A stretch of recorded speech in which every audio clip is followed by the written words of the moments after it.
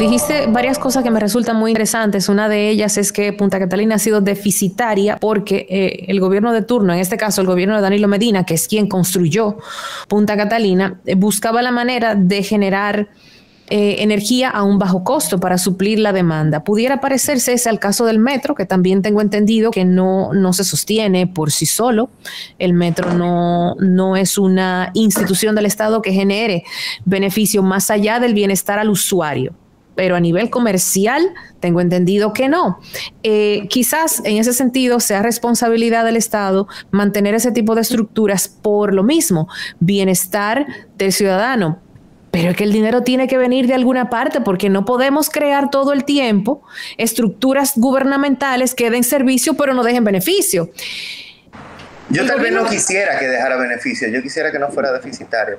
Claro, que no, con eso es suficiente, pero por ejemplo, hay un tema con la liquidez de Punta Catalina, porque en el gobierno de Danilo Medina se propuso vender el 49% de las acciones. Y ahora estamos viendo un fideicomiso. ¿Pero cuáles acciones? Y Punta Catalina ni siquiera... Y entonces, ¿cómo era? Porque o sea, el presidente Danilo Medina expresó su interés de vender acciones. Muchos intereses durante mucho tiempo. La realidad es que Punta Catalina era una sede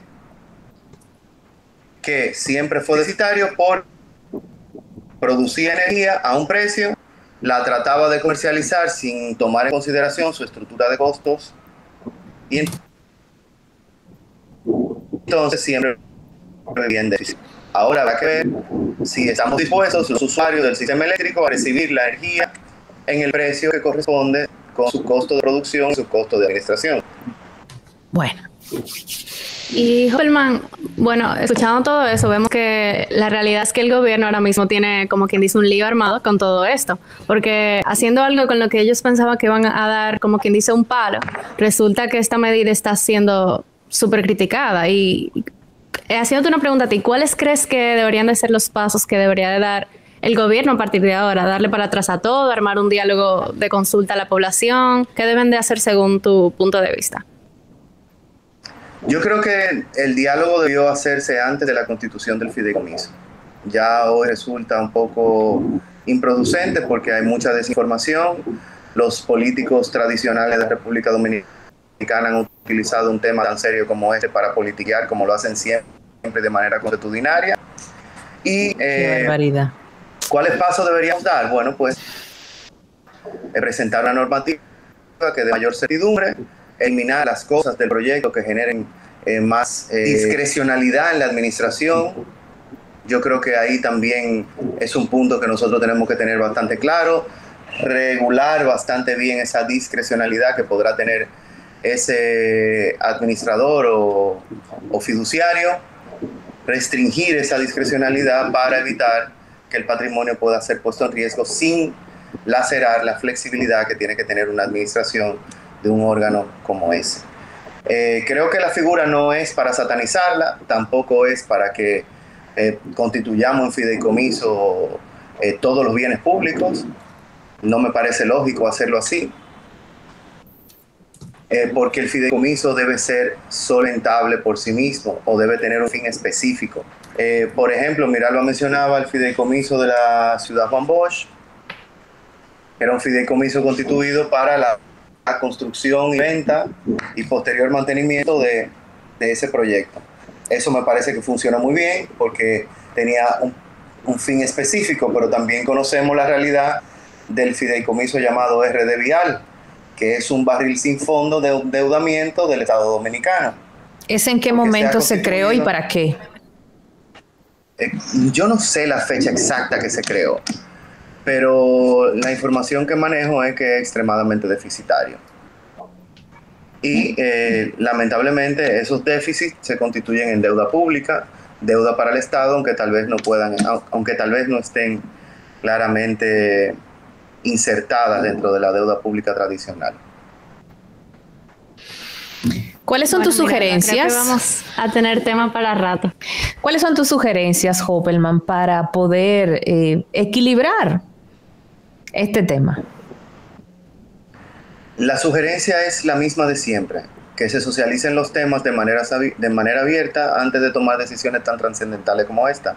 Eso se reclamaba en momentos álgidos de la pandemia, que eran situaciones que preocupaban a la sociedad dominicana. Punta Catalina, por su propia naturaleza, por haber sido un foco de críticas desde el inicio, por el tema del carbón, por el tema de que fue construida por Odebrecht, por el tema de que hubo que ir a un arbitraje internacional para terminarla, etcétera, era un tema que necesariamente iba a generar mucha controversia. Entonces, ese diálogo debió hacerse antes de la constitución del fideicomiso. Pero, reitero, me parece una figura buena que puede dar resultados, pero hay que llevar certidumbre sobre esos temas que no han caído muy bien o que dejan una discrecionalidad abierta al fiduciario o al inversionista. ¿Tú entiendes que si esa discrecionalidad se reduce, tendríamos más oportunidades para un fideicomiso realmente eficiente para los ciudadanos? Es que todavía nosotros no podemos decir que el fideicomiso no es una figura eficiente. No tenemos el suficiente resultado como para uno medir eso. De hecho, este fideicomiso ni siquiera ha entrado en vigencia ni se ha ejecutado de manera real. Todavía se encuentra dando tumbos ahí en el Congreso. ¿Tenías una pregunta, María José? No. Yo le decía a Miralba que creo que vamos a tener tema para rato en esto. Pienso que sí, claro. Totalmente de acuerdo contigo. Y bueno, si hoy el consultor jurídico del Poder Ejecutivo anuncia, y me parece pertinente decirlo. Es un acto de responsabilidad eso. Correcto, decir que se va a no quiero decir mejorar, déjame buscar específicamente sus palabras, que trabajan en una ley para darle mayor sustentación legal, es decir, quizás para cubrir esos baches que hoy se ven y que preocupan, para que entonces esos baches queden cubiertos y el día de mañana ya no sean un dolor de cabeza. Pero pienso que eso debió preverse, porque ahora con el ruido encima es complicado. Bueno, vamos a ver qué es lo que pasa con este tema. Yo opino lo mismo, creo que vamos a tener tema para rato por unas connotaciones incluso políticas, porque si bien el camino del infierno está lleno de buenas intenciones, como dice el dicho, hay que entender que las intenciones de esta son fantásticas y muy buenas. Evidentemente, la oposición va a agarrar cualquier tipo de elemento como estos que estamos hablando ahora mismo para capitalizarlos en contra de cualquier movimiento que pueda hacer el gobierno. Y resulta que una de las cosas con las que más se puede herir a un mandatario, sea del partido que sea, es con el tema de la privatización. Porque eso implica otro tema, que es que no se piensa en la propiedad del pueblo, en el pueblo, concretamente. Entonces, a nivel de comunicación es muy poderosa esto utilizado desde una oposición. Ojalá se reaccione a tiempo. Creo que la medida, como opina Miralba, de don Antoliano, que es lo que decía también Germania, como yo explicaba al principio, pues va todo por ahí. Una pena que no se hubiese hecho antes, pero yo creo que bien, que muy bien todo. Mira, para terminar, pudiera decirte que no se trata de una privatización, no se trata de la transferencia del patrimonio público a entidades privadas, es simplemente un vehículo de administración y gestión de un bien público. Creo que si comunicamos de manera eficiente esa realidad, habrá mayor certidumbre sobre el tema, claro está, siempre llenando los baches que sabemos que existen y que pueden ser mejorados. Excelente. Hoppelman, muchas gracias. Gracias, amigos. Vamos a una pausa comercial pequeñita. Despedimos a José Martínez Hoppelman, con quien hemos conversado en el día de hoy de dos temas muy interesantes. El primero, la figura del fideicomiso y todo el revuelo que hay en su entorno y Punta Catalina, y también la propuesta del diputado de la provincia de Santo Domingo por el PRM, Carlos de Jesús, que propone modificar la ley 49-01 de la juventud para que personas de hasta 45 años puedan considerarse dentro de la categoría de joven.